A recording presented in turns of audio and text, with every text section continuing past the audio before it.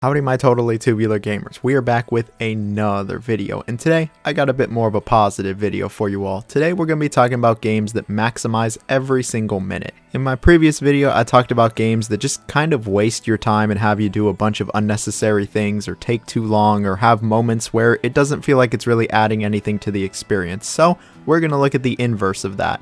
We're going to be looking at the games that maximize every single minute that they're given, where they make the most of the entire experience. From minute 1 all the way to when the credits roll, it's engaging, it's exciting, and you never feel those moments where it's like, why is this here? What is the point of this? What did this add to the overall experience? Or those areas where you look back and you're just like, well, that was a waste. That really didn't add like anything. No, we're really looking at the games that make the most of their runtime, that utilize really every single minute.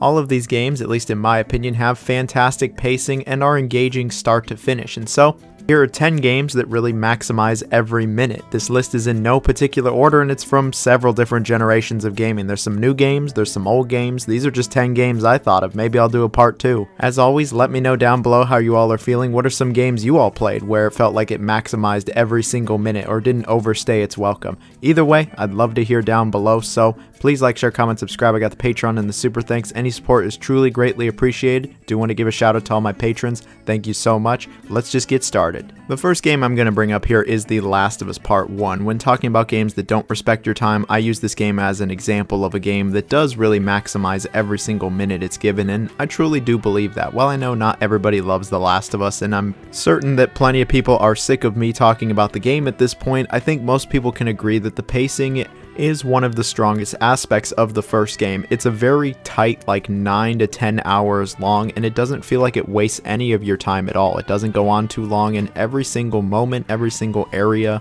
and really every single conversation the characters have means something. It means something to the story, to the world. It adds something. It doesn't feel like there's any padding here. It doesn't feel like there's any gameplay sections or encounters that are just completely unnecessary and thrown in there for the sake of being there. And I really don't think there's like any filler with this game. It has obviously a very powerful, iconic intro, and then it spends a little bit of time building up the world and letting you see what everything's become, and then it's about Joel and Ellie really going across the country, and I don't think it wastes a single minute. And then it has that really powerful ending as well. Like, this game from start to finish is completely engrossing, it's easy to be engaged, and you're not going to want to play anything else. And the game doesn't have any moments where it's just spinning its wheels. It doesn't have any sections that go on way too long. It doesn't have any unnecessary gimmicks or moments to it. Everything has meaning in this game, and I can really appreciate that, especially all these years later. And it's a key area where I think the second game is lacking. I think that game goes on just way too long, and there's way too many gameplay segments that just feel unnecessary, and there's too many combat encounters. I think the first game really strikes an amazing balance between engrossing storytelling and world building, and then also gameplay. Sure, it's not the most complex gameplay in the world, but the game doesn't stretch its gameplay out super thin. It knows when to end, and it ends before it gets repetitive or stale, and I really can't appreciate that. I think The Last of Us Part 1 is absolutely a game that utilizes its entire runtime, and when they remake it or they remaster it again for the PS5 Pro and eventually the PS6, hopefully they don't mess with the pacing. It was really great. Another game that is a really tight runtime is Super Mario RPG, particularly the remake that came out last year. Super Mario RPG is one of the rare JRPGs that's like a 10 to 12 hour experience. The game could have easily been double the length that it is, but instead you have a game that runs at a blistering pace, constantly mixing things up, and it has a ton of variety. There are no dead moments to Super Mario RPG. There's no unnecessary encounters, there's no boring filler, there's no unnecessary fetch quests, you're not wandering around a world map. No, the game keeps things moving at an amazing pace. Like, seriously, the pacing is just amazing in Super Mario RPG. You're constantly coming across new characters, new enemies, new gimmicks, new areas, and nothing overstays its welcome. If anything, sometimes it might be moving too fast. You don't even have any chance to catch your breath. It's introduced another character, it's introduced another mechanic, or you're doing some kind of goofy mini game that mixes things up. The game constantly is just finding new things for Mario and his friends to do, and I loved it. I loved it back when I originally played the game, and playing through the remake, it was a breath of fresh air. So many RPGs take their time with literally every single aspect, and so to play a game that just has things moving like that,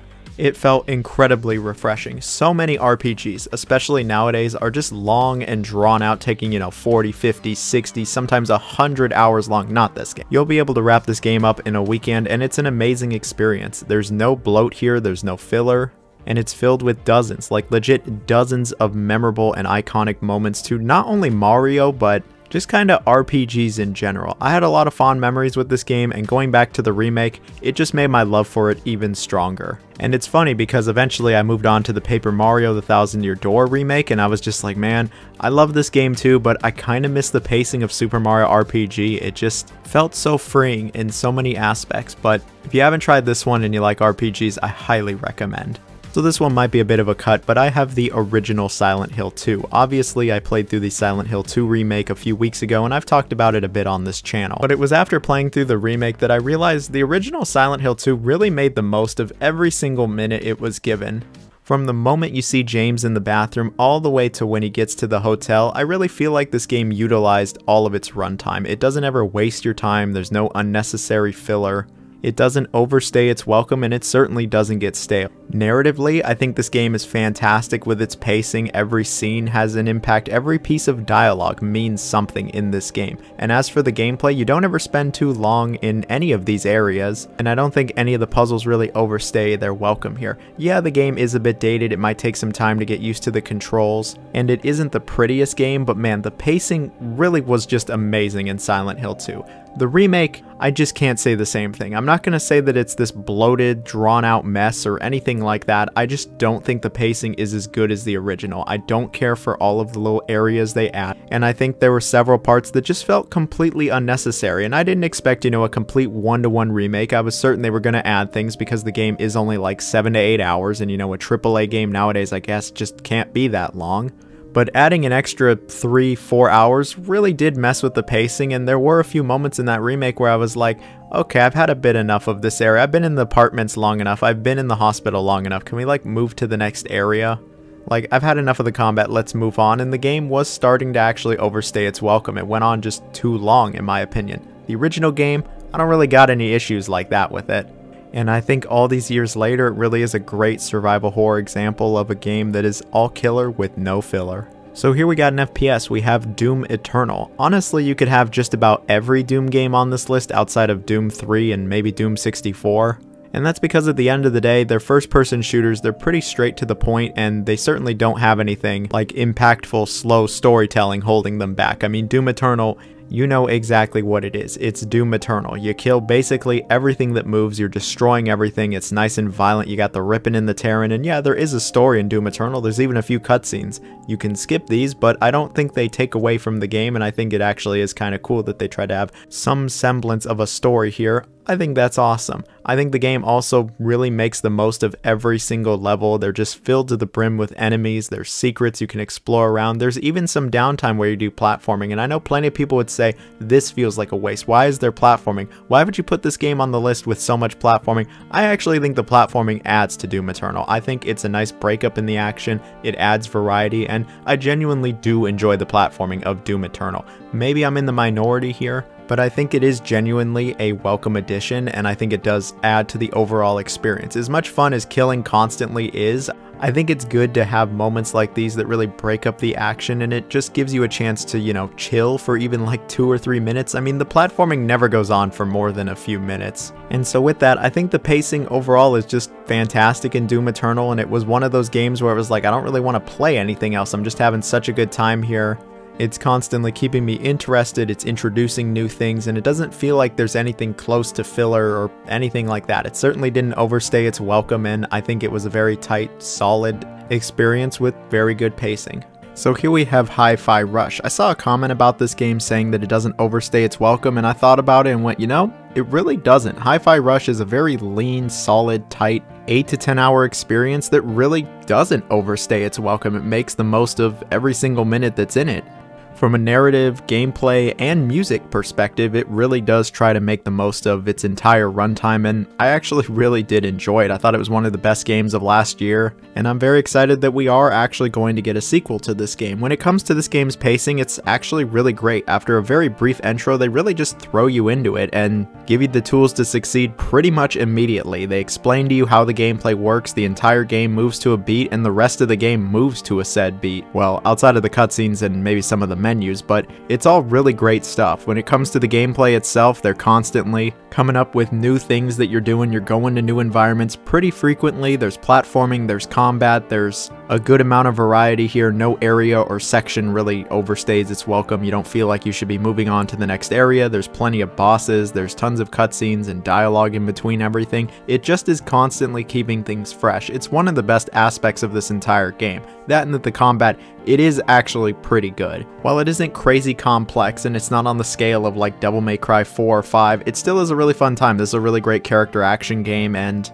I think the combat's going to hook in a lot of people, especially if you're on one of the harder difficulties. The game does mix things up. There's a little variety. There's some platforming here. There's a little bit of exploration, and I welcome this as well. There's also no puzzles, which is nice. I don't need puzzles in my character action games. Like, never have, never will. And this is certainly not a game that needs that. When it comes to the music, it also totally doesn't miss a beat. Literally, like, the entire game just has a fantastic soundtrack. Some of it's licensed, some of it's not. It all should be checked out. Hi-Fi Rush, it really was like one of the best games of 2023, and a lot of people forgot about it since it came out in January. But not me. I loved it then. I love it now. If you haven't checked it out, I really do recommend it. So here's one I'm sure some people are going to disagree with, but I have the original Final Fantasy VII. Now, the original game is obviously a pretty big RPG, a solid 30 to 40 hour experience, and you're telling me that it really maximizes every minute? Yes, I truly believe that the original game totally does. Sure, it is a pretty big RPG. Sometimes it can have a little too many random encounters, and some of the dungeons areas can be a little confusing, but for the most part, yeah, I really think this game uses every minute it's got. It makes the most of its runtime, and it has really strong pacing. And after playing Remake and Rebirth, I just come back to the original and I'm like, man, I love the pacing of the original game so much. Like, it constantly is keeping things interesting from minute one all the way until the end. A lot of RPGs have a very slow start and really feel like they take a while to get going. I'm sure you've heard people go, oh, just play this game for like 10, 15 hours, it really clicks and then it gets good. And you know, there are plenty of great games that are like that, but Final Fantasy VII, man, from minute one with the bombing mission, it is interesting and it does not stop. Like, it stays interesting, it stays engaging, you're going to different areas, new things are happening, new enemies are being introduced, new party members, new characters. The game is constantly keeping things interesting all the way up until the very end, constantly just introducing more and more until you're done with the game. And yeah, all these years later, I think the pacing really is still fantastic in this game. It's some of the best pacing of legit any RPG. I love the remake, I love Rebirth as well. I think they're both fantastic games, but damn it, those games take way too long sometimes, and the pacing can be all over the place with that. This game, it's very fast in comparison. They move things along. None of the battles really take an eternity. Like, a few of them do take a little bit of time, but for the most part, I think the battles are really quick. The game doesn't have you lost in menus. The animations don't take forever outside of one that is designed to take forever. And while this game isn't the prettiest, I still think the storytelling is exceptional, and all these years later, it really is one of the best stories of like any video game. That and the music is pretty goated. I know there are plenty of people that have only played the newer versions of Final Fantasy VII Remake and Rebirth, but I think the original is still worth playing all these years later, and the pacing is one of the reasons why it's worth playing. So our next game is Pikmin 4. Now, when I was coming up with this list, initially I had Pikmin 1, then I was like, oh, what about Pikmin 2, and then Pikmin 3, and then Pikmin 4. And you know what? I'm going with Pikmin 4 because I think it's the most impressive. This is easily the biggest Pikmin game of them all, taking well over 15 to 20 hours to complete, and if you want 100% it, it'll take you the length of like Pikmin 1, 2, and 3 combined. And what I think makes this game impressive is that it is as big as it is, and it really doesn't waste any of your time at all. It tries to maximize every single minute. That's just kind of Pikmin's core design, is that you want to make the most of every minute because you want to make the most of every in-game day, and so you don't want to waste any time. Sure, there might be moments where you're waiting for the Pikmin to like get back to base or waiting for them to move something, but generally speaking, I really think this is a game that absolutely makes the most of its time. And you also don't need to collect everything. You don't even need to collect like half of everything. At least I don't think so. I actually 100%ed it since I did enjoy it, and I didn't think it was a waste of time at all. I thought it was actually really fun from start to finish. That first area is pretty cool, and then the last area, that's a really good one also. The game also keeps the variety going, especially with its areas. All of the areas are very unique. They feel like their own individual little world, and no two areas are even close to each other. You go to plenty of caves, and all of the caves genuinely are different from each other. On top of this, the game is constantly keeping things fresh by introducing new enemies, new things you have to pick up, and to a certain extent, new Pikmin. The game actually gives you plenty of Pikmin to use. You get to use all of them, and that really does help keep things fresh. And then all of the enemies showing up, you're going to have to figure out how to deal with every single one. There's a bunch of classics here. There's some fan favorites, but there's plenty of new ones as well. Yeah, Pikmin 4, it is the real deal. It's immediately one of my favorite games of all time, and I think that it makes the most out of every single minute it takes. And so here we have Splinter Cell Chaos Theory. This is a game I recently played through, and it absolutely felt like it was a game that utilized every single minute it was given. This game makes the most of its runtime, and it never wore out its welcome. This is one of the best stealth games of all time, no hyperbole. And one of the reasons it is so great is because of how great the pacing is and how it keeps every single moment interesting. You go through like 10 plus missions, and every single mission is vastly different from the last. You're in completely different areas, doing different things, and every single environment just felt totally unique. What's also great is there's a few ways to go about every single objective, and the stealth gameplay, it literally is peak. It is actually just peak. It is so good. Moving around in the shadows, getting rid of light sources, Sam's awesome arsenal, and then how flexible he is. Like, this game makes you feel like a certified badass. You feel like you're freaking invisible. Very, and I mean very few stealth games have made you feel this stealthy. I know that might sound silly, but like, you feel completely invisible when you do well in this game, and every single mission just really sets you up to feel invisible, and there's no wasted moments here. There's no filler mission, there's no dull missions, there's not even a real tutorial mission. The first area, they literally just kind of throw you in at it, and you can get killed right then and there if you just straight up run up to them. That's something even the later Splinter Cell games like Blacklist couldn't even do. This game has no problem just going, you're ready to play this game, you're ready to be sneaky, and if you're not, well, get ready. Like, top to bottom, legit, it is just a fantastic game. The atmosphere is great. The story, well, it is a little all over the place at times. It is pretty good. The music is just excellent. The presentation's great. It still looks really good nowadays. And Michael Ironside, oh, he's so good as Sam Fisher. There's a reason like so many people look back fondly on Chaos Theory and say that it might be the best Tom Clancy game of them all, because it really is just that good. Like, the pacing, the progression, the levels, the stealth gameplay, it's fantastic, and I didn't want it to end. I really didn't want it to end, but by the time it did, I was like, man, it did not waste a single minute. So here we got a hack and slash game. We have Bayonetta 2. I also played through this one pretty recently, and I was just kind of blown away with how great the pacing was actually. The first Bayonetta, I think, had really solid pacing, some amazing set pieces, and was a pretty kick-ass game. So for them to improve it and be even better, I was just like, man, this really is one of the best hack and slash games of them all. And it absolutely is one of those games that really does make the most of its entire runtime. It's not stupid long, maybe around 6 to 7 hours, maybe like 8 if you really took your time, but every single set piece, every single combat encounter, all of the cutscenes, all the storytelling, it's all leading to something, and it was just a really engaging experience. I was playing through this game on the Switch on a trip, and I ended up playing this more than even enjoying my trip because I was like, man, this is so much fun. The combat is so good. They're constantly giving you new abilities, you're getting new weapons, they're introducing new enemies. Like, this game introduces a lot of enemies. Plenty of hack and slash games only have a few enemies. Looking at God of War 2018 as an example, not Bayonetta 2. There are so many different enemies with different approaches, tons and tons of boss fights, crazy set pieces that just get crazier as you go throughout the game. The game's story's constantly ramping up. It doesn't waste any time here. Like, nothing feels unnecessary. You're always getting better and better, and this is one of those games that you're going to want to replay like over and over, because these set pieces are not only fantastic, but you can feel yourself literally getting better. You're getting better rankings, you're doing better, you're not taking like any damage, and it's just a really, I don't want to say addicting experience, but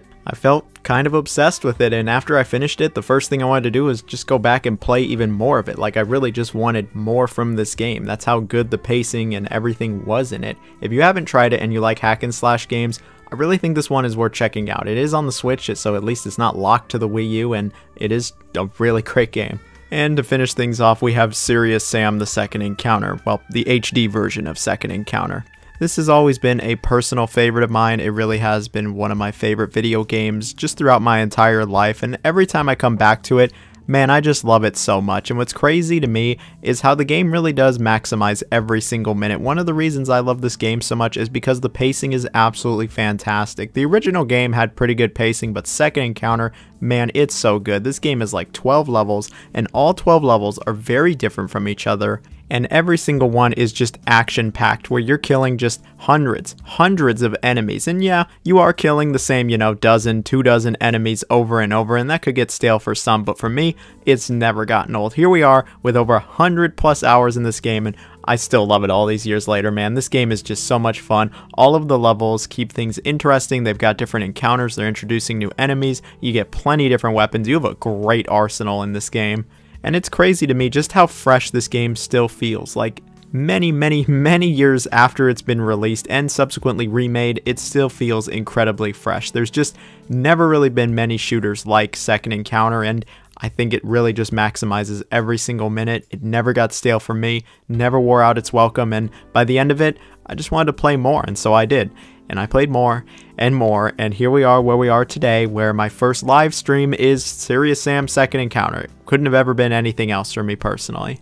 And I'm sure there'll be people who are like, man, that game gets pretty repetitive. You just kill the same screaming kamikazes and the same few enemies over and over. Maybe, but man, they found a way to make it never get stale for me personally. I really love it. I love all the little gimmicks that show up during these levels, like when everything's bouncing all around, or when they put you in a precarious spot. It's all just really fun stuff, and I've really just always been huge on it.